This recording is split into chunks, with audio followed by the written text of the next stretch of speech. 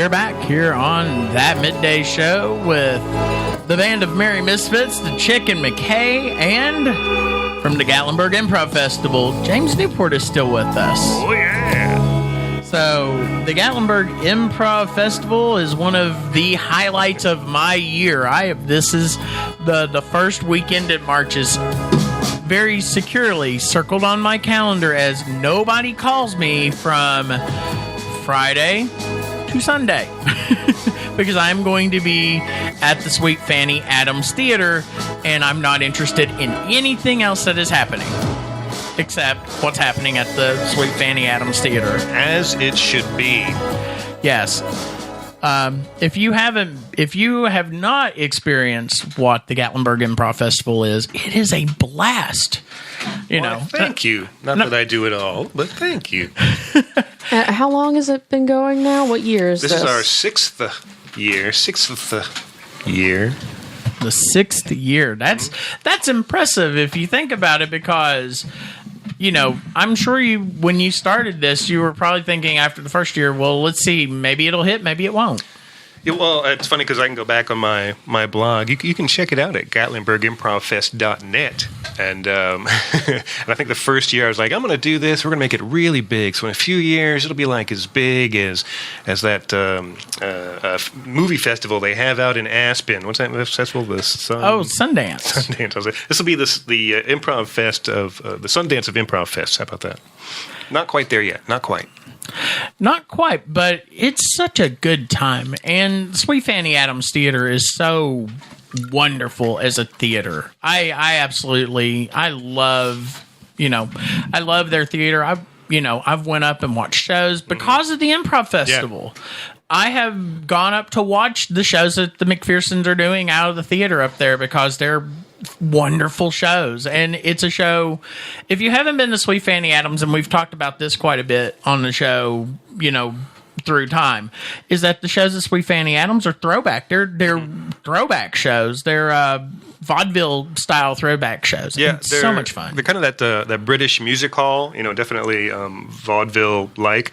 But the owners, the mother was British and brought that style with her when they moved here, and the dad, who was American, they worked in Vegas for a long time and then moved back to Gatlinburg to open up their own theater.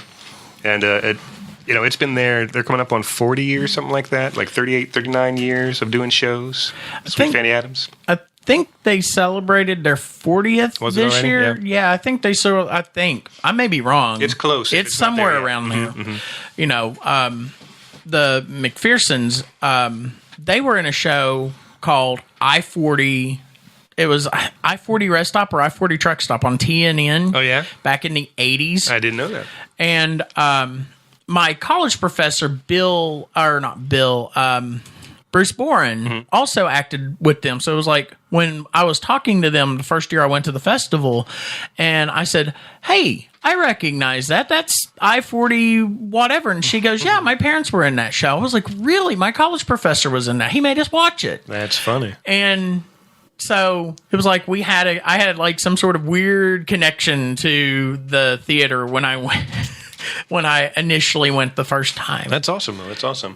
Yeah, we went just on a whim, I think, the first time we saw a show there. And sat in the front row, and Don McPherson was still alive and did that show. And he passed away like a couple years after that. And then we got to know the family there that runs the theater, the McPhersons, really well when Krisha, my wife, started working there. And she did shows for 2 or 3 seasons. So the space is great. It's tiny, 160-seat theater, old-timey stage is right there with the audience. So I love that that relationship you can have with the audience in that space.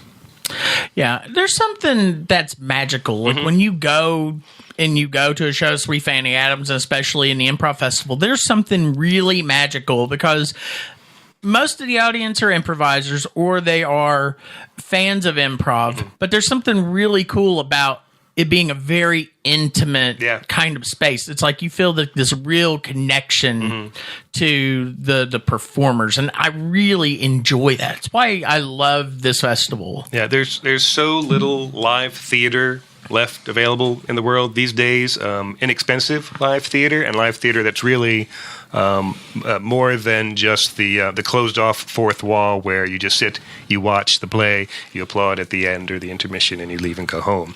Whereas the Improv Fest, it's very audience interactive. We ask audience members for suggestions, and all the scenes are based on what they give us. So it's a blast and an experiment in fun every year. So yeah, and something that I really like. This is something I think sets apart the Gatlinburg Improv Festival as opposed to Atlanta or Third Coast, or name a festival that happens in the Southeast. And a lot of the style of improv that is real popular in the Southeast, and it's probably like this most everywhere, because everybody, I mean, I have the UCB manual like right over there. Everybody's stuck into long form. They really, really, a lot of long form happens. But what I find a lot of fun is that there is a lot more short form improv that happens at the Gatlinburg Improv Festival than I've seen at other improv festivals I've been to. And I think that is fantastic, because that's a form of improv I don't think gets as much love or is almost neglected these days. Yeah, when I started in the 80s, I was doing comedy sports. That was my first improv group in Washington, D.C. And it was all short form stuff, and that's all that I knew until the 90s or so when I moved to Orlando, started working with SAC Theater, and got to do a little bit more long form stuff there. But our bread and butter there was short form comedy, short form improv comedy. We would do 2 shows on weekend nights, sometimes 3 shows, and they'd be 2 teams, a host, and it'd be competitive improv, so you do your short bit, the other team would do their short bit, audience would vote who they liked best and give a score, and at the end of the night, you had a winner. So there was that extra fun of the competitive nature to it all. As much as I like long form, I've witnessed that it can be really off-putting to people who don't already know what it is. I've brought people to improv shows, and they enjoy the theater games and things like that, but then when they see a long form improv group, they're just confused. And they don't know if it's okay to laugh because they don't understand what's going on anymore. I think, I don't know, there needs to be some sort of disclaimer or just like maybe a booth you can go into. Well, hey, if you've never seen long form improv, watch this short video. It won't help. It won't help. Well, they'd have to pay attention to the video. It's not going to happen. Right. The one thing I love about improv is that, you've always got that fail aspect hanging over you. I mean, sure, you're doing everything else too, but in improv, you have that extra bit of like, well, this isn't rehearsed. This isn't planned out. We're making it up as we go along. Absolutely. Let's discover kind of what we create here. And in that process, sometimes it's going to suck really bad. Well, I'm definitely not talking about something that was just terrible. It was something that was good, but in long form, the way the scenes morph, people who are completely new to improv they're blindsided. Yeah, it's kind of tricky to be a new audience member at an improv show because, like I said, there's not a whole lot of live theater out there. So when people do find it, they don't know how to react. They're used to sitting at home quietly watching their TV where they don't have to applaud or laugh out loud. And you have to if you come to the Gatlinburg Improv Festival. I make you laugh and applaud all the time. I force there are cattle prods. The seats are they're electrified. So laugh now. Yeah, instead of having big applause sign like you see at TV shows, you get a nice jolt. Yeah, James sits off stage and he just hits a button, a big red button, and you just see people start laughing because we call it the funny button. That's it. It's made out of bone. So, how did you guys get? I mean, who brought up the idea of let's have this improv festival at Sweet Fanny Adams? I think we probably talked to them. I mean, we got to be friends with the owners, Jennifer McPherson and Lawrence McPherson and Chris McPherson, Lawrence Evans and Jennifer Evans. Sorry, they're married, new names. And we just got to be friends with them after Krisha was doing shows there, and thought, well, they have a space, and we used to do improv shows and have a festival down in Orlando every once in a while. Let's try it up here. So it worked out pretty well. Yeah, I think so. And, the groups that you guys got coming in this year, it's a pretty stellar lineup. And, we get to kick off the festival with the Newfangles, which is the group out of, comprised of people from Sweet Fanny Adams, maybe me, and, bunch of other people, that's a lot of fun because that is a fly by the seat of your pants improv show. We're an improv group doing improv show. So not a whole lot of rehearsal, but That's so meta. We're excited about the prospect of not having done it all year and getting together once a year to create something. So that's always fun for me anyway. Yeah. Torture for everyone else, but fun for me. Yeah. And then full disclosure, from here in Knoxville, Longform Group. Mm-hmm.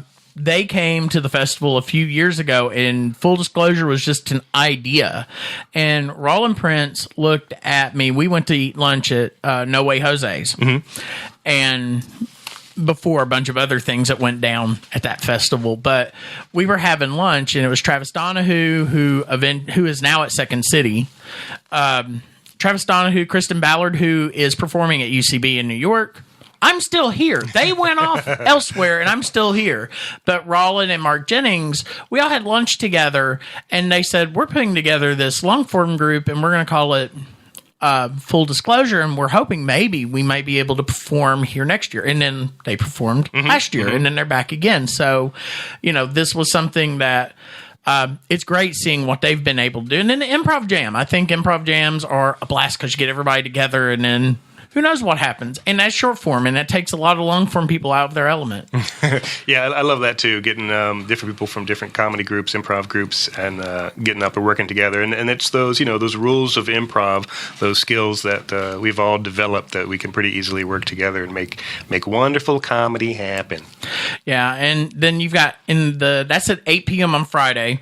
At 10 p.m. on Friday, you've got Nashville Improv Company. Love the Nashville Improv Company folk. They're supposed to be doing something new, is what Lacey Madison put on Facebook a couple of weeks ago. Is that they have a whole new, they're going to do a whole new form of short form improv, and I can't wait to see they're debuting this at the Gatlinburg Improv Festival, and I can't wait to see what they're going to do. Yeah, they are one of the most creative groups when it comes to messing with their format. I think there's just recently they did a WWE version of their improv show, wrestling version. So I love that kind of stuff, and they can just twist it and make it new and fresh. Well, I like the spin that they take on improv games, too. I love the fact they do Actors in a Box. In Actors in a Box is you take 4 actors, you have them get in a box, and then you rotate the actors around, and they get a suggestion. So 2 actors will get 1 suggestion. Then you rotate, and those 2 actors will get a suggestion for a scene. And those 2 actors will get a suggestion for a scene. And the 4th set will get a suggestion for a scene. And then they'll go through that. Well, I think what they do is fantastic because they do it in 30 seconds. So 30 seconds aside, as soon as they hit switch, it goes to the next scene. Right. Drop it wherever it's at and just go to the next one. I think that is, I've seen Actors in a Box done, or Actors in a Triangle, or whatever you want to call that. I've seen that done by a lot of places, but they're the only ones that do it on a time limit like that, or at least I've ever seen. Right. It's usually done where someone's calling it or hosting it, and they tell the actors to switch, different pairs at a time. So you're kind of relying on them to give the, oh, that was good, or that was good enough, or that'll set up the next scene nicely, as opposed to just, cutting the switch every 30 seconds like you were saying. So that's an added bit of danger. I love it. I do too. Then got Cumberland Striptease. These are from the University of Tennessee. Yeah, I'm excited. I don't know these guys. It's new first time this year. So we've got an improv group at UT. I don't know if it's been around for a while or not, but it's been around, but it was in different iterations. I know they were just called UT Improv Club there for a long time. So Cumberland Striptease Names is the new seem one. to be becoming more and more risque.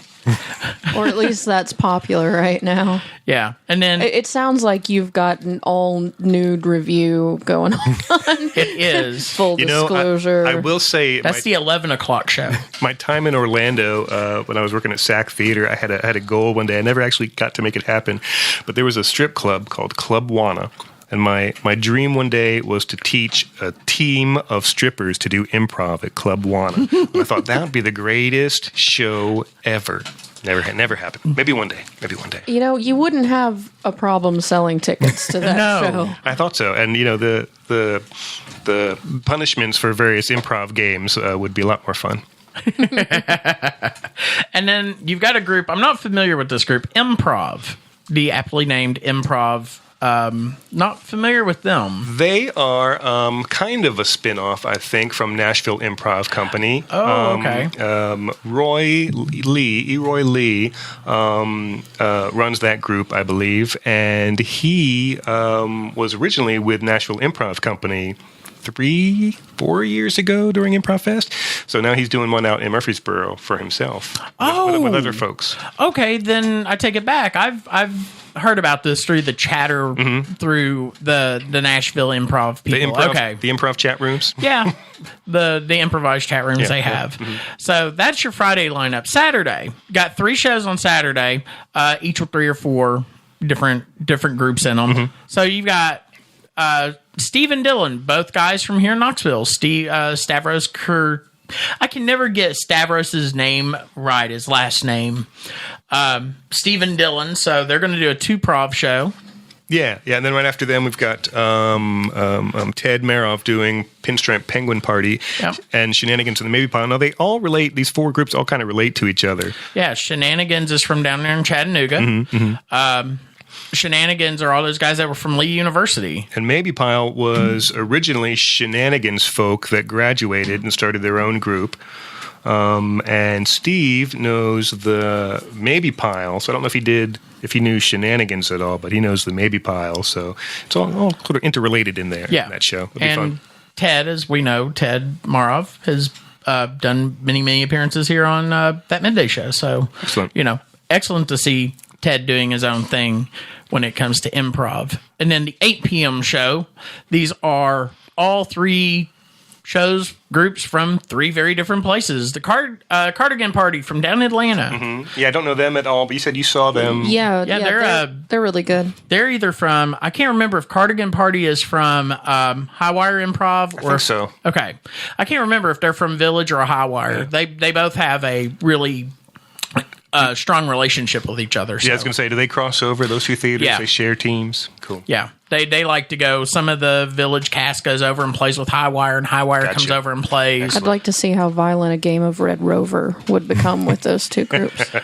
It would be cutthroat. I know them both. Right? And it would be brilliantly good. You do Red Rover, and then whatever cast you get, and you go into the next game. I like it. Maybe that's how we'll set up our improv jam. Yeah. Einstein Simplified from here in Knoxville, been around for 20 some odd years. So Paul Simmons, Frank Murphy, Greg Huff, Dave Fennell, all those guys. We love them. Our local improv superstars. Yeah, it's great to have them back.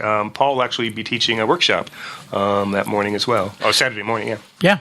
And then Reasonably Priced Babies. I love Karen and Mondi.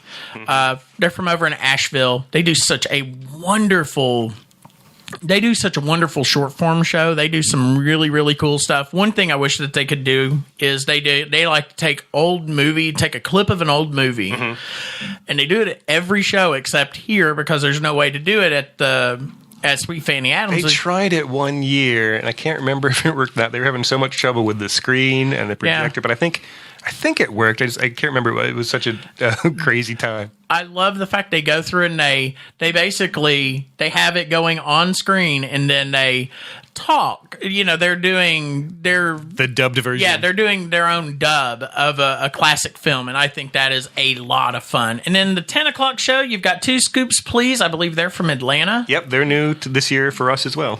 And then Red Pill Players from Atlanta. Yep, second time back. We love those guys. And then a new show called Some Antics, which, by the way, the Some Antics podcast is Krisha and Frank Murphy.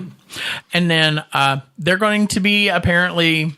This sounds like a fun show that they're going to be doing. There will be some alcohol involved in this show, and Krisha and Frank will be the victims of said alcohol, and we'll be telling stories related to whatever suggestions we get that night. So that should be interesting. We'll get enough drinks in them. Who knows what we might find out from those 2.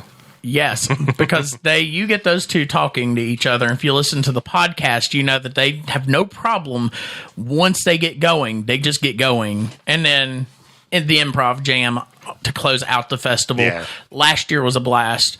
Hopefully we'll go really good and deep and long into closing out the festival with an improv jam. Yeah, usually that last show tends to go a little bit longer. Dirty phrases.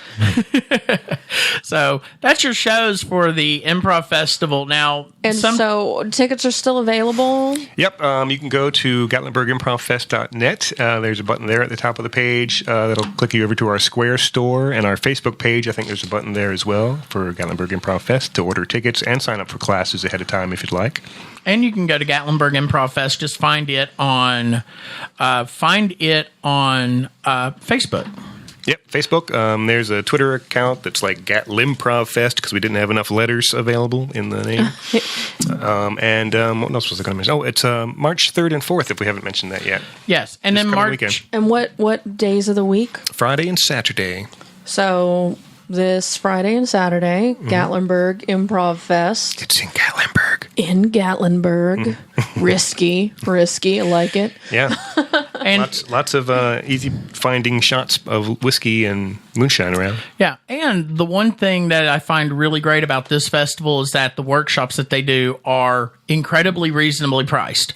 So $15 a workshop, except for the free workshop that James conducts first thing on Saturday morning. Get up early, come do some improv, learn some improv with me for an hour.